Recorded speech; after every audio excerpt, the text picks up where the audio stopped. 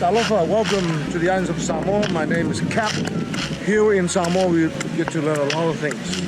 Husking the coconut, making a fire. In fact, the coconut makes the coconut milk. We have carving here as well.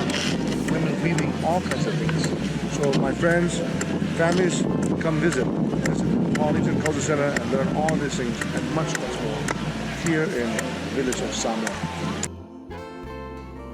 Climb tall coconut trees to harvest coconuts, leaves, and it takes a lot of strength and skills to be able to do the work. We also used to carry heavy loads from the plantation. To be able to cook, we need the fire. We've learned from our ancestors, literally, to make fire by rubbing two sticks together.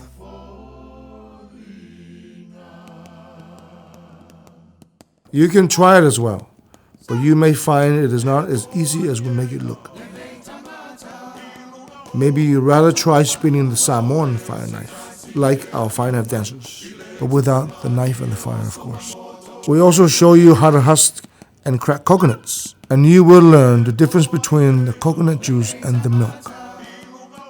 The coconut is a vital part of our culture, and it provides us with so many things, with food, drinks, building materials, and even firewood. It is our tree of life. You want to try some Samoan food cooked with coconut milk? Each afternoon, we invite guests to help our young men prepare free samples.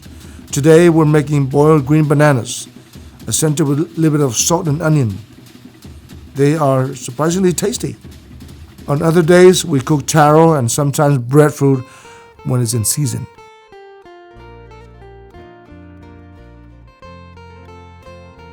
Welcome to Polynesia. We encourage you to come with your family and see what we share with the world here today, here in Polynesia Culture. Aloha to you. Thank you.